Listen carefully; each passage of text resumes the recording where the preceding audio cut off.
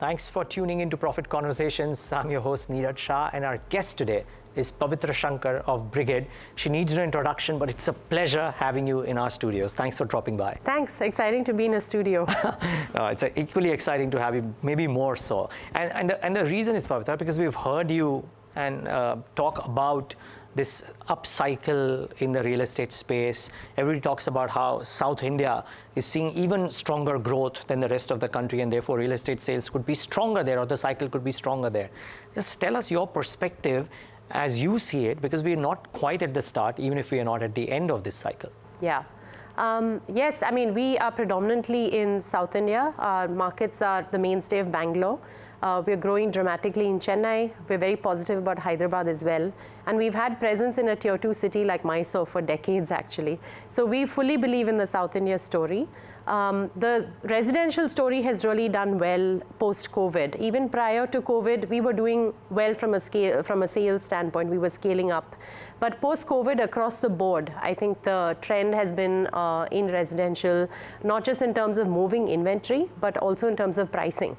So Bangalore per se as a market, the pricing has grown dramatically, 15 to 20% over the last year and a half, which is something we have really not seen before in such a short period of time. But I also feel it's totally valid in terms of the pricing increase that is coming in because of the quality of development, what the workforce is generally comparing to, whether they live in Chennai or Hyderabad or Mumbai, for example. It's actually still quite a good bargain what they're getting in Bangalore. So I think that's why the prices have increased. And across the board as well, whether it is in Chennai, even though the market there is driven more by manufacturing, automotive, BFSI, rather than say pure tech or pure IT. It is still doing very well. And Hyderabad, of course, just the push on infrastructure that has happened in that market has caused a lot of larger office space deals to go to Hyderabad. And naturally, office is sort of a precursor to growth in the residential sector as well. So for all these reasons, we feel South Indian markets will do well. They have been doing well, and we continue to see them doing well.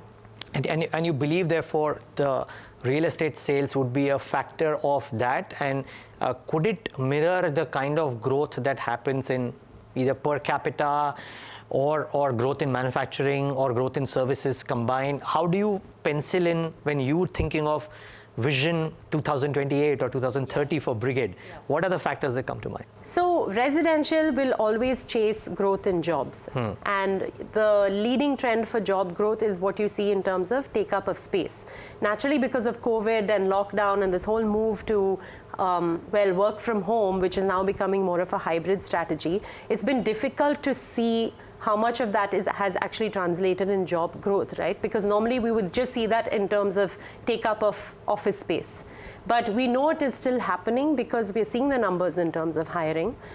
So naturally, the next step will be demand for residential space. You also see it as a precursor in terms of demand for rental homes. And I think Bangalore is quite infamous in terms of how the rents are growing or how difficult it is to find a space.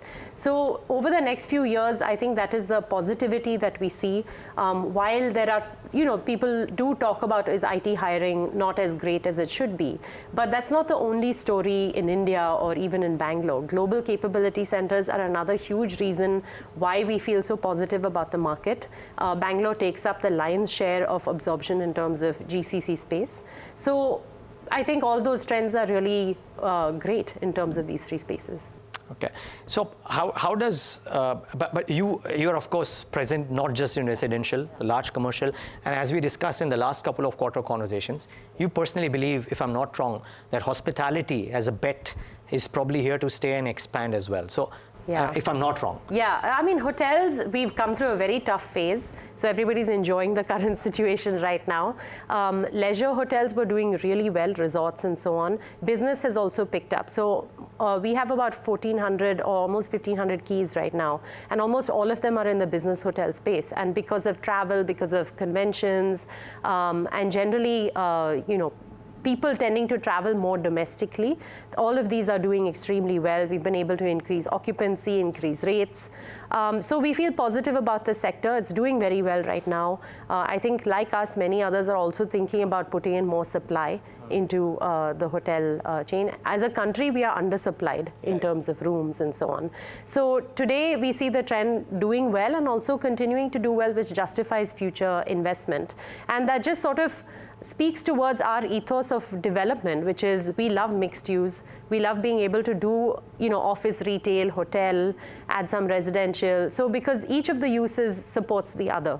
So when we find a project that lends itself to do that, we also have the capability of building mixed use, which is not very easy. It's not just fine, just build 4 different uses. You have to ensure that the design feeds into each other. So I think that is also a trend that we see across the world. People don't want to have just a standalone office. They would like to see some engagement, some enablement of the spaces when it comes to retail or even some kind of hotel. Same goes for residential. The access to your office space or nice retail or entertainment is great. And naturally, given our cities, the way we're growing and traffic and commuting, anything where you have like a self-sufficient kind of space is sort of asking for a premium these days. So so squeezing a question in between before I come back to the question I wanted to ask, which is real estate reimagined? In a sense, would a real estate development as it stands in, let's say, 2030, look dramatically different from what it has been, let's say, in the previous decade? And would it be more remunerative for a real estate developer, whether operating largely in residential or in commercial or hospitality or a mix of all the three? So I think, the game has changed a lot. Access to good quality design or architects or inspiration, all of that is there today. I would say it was much harder to sort of access those kind of resources in the past. Today, it is even it is coming from our end user. They are so well traveled, they have worked everywhere, they have access or they have aspirations to live and work in a certain way. So we are there to fulfill that. And if we don't do it, somebody else is going to do it. So we have to stay on top of that game. I think in future, there is a lot of focus on environment, how we use the built space, what is the impact when we construct. So as a developer, we are also looking at the ESG aspect of doing business. We've always done that in terms of looking at the impact on climate or your neighborhood. But today there are more structured ways in which one has to go about it. But what's good is that you do see customers willing to pay a little bit more, maybe not dramatically more, but as you see the challenges of living in a city, I think that trend is only going to further continue. They're interested in the kind of building materials that we use. They ask a lot of questions about it. And I think that's the precursor also for the willingness to pay for investing in those kinds of construction techniques or the design.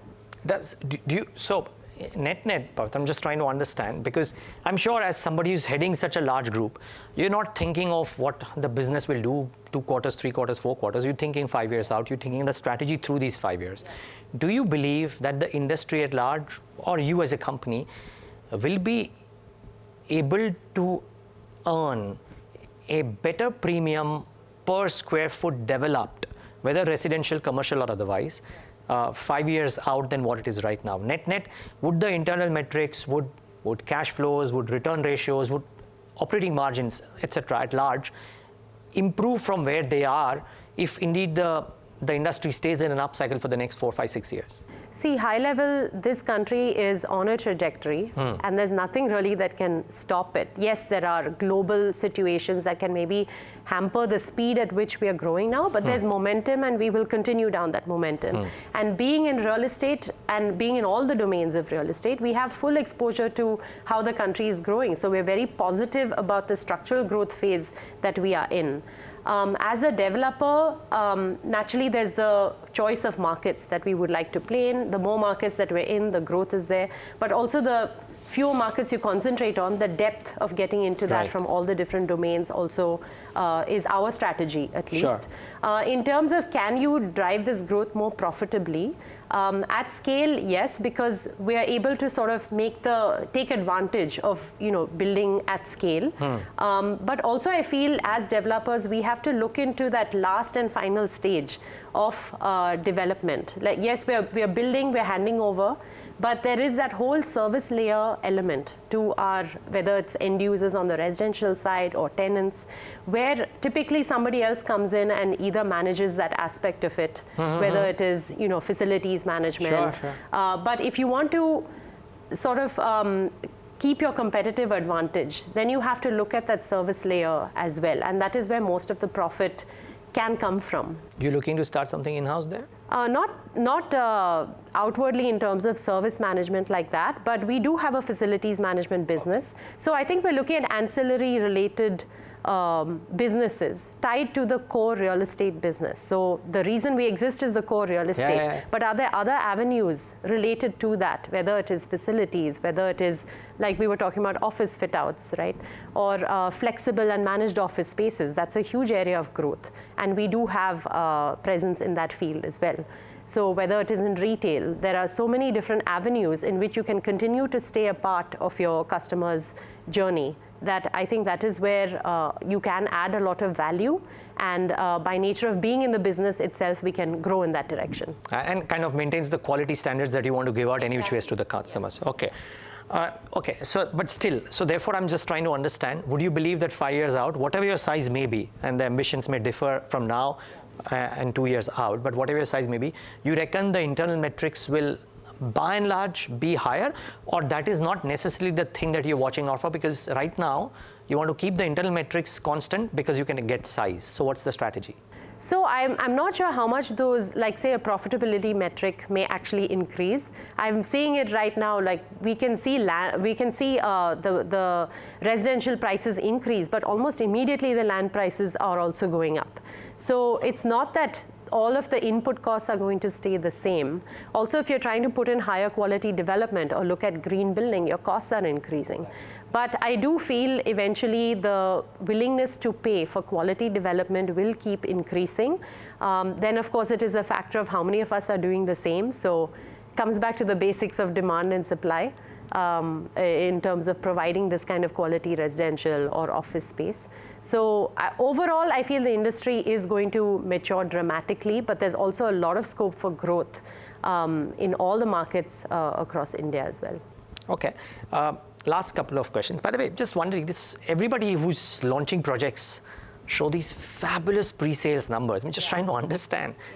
Itna demand kahan se hai? Is this that pre-sales may be one thing, the actual sales may be different for at certain cases? So I think everyone reports slightly differently. But speaking for Brigade, when we report numbers at a quarter end, those are sales that are actually concluded. People have given at least a few lakhs in terms of finalizing their booking.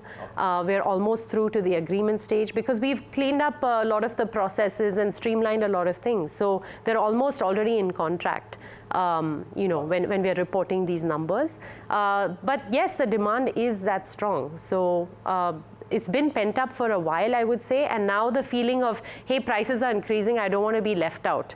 That is happening today, whereas before there's always this feel of, no, I may get some more discounts, or maybe I'll wait for the next project to get launched.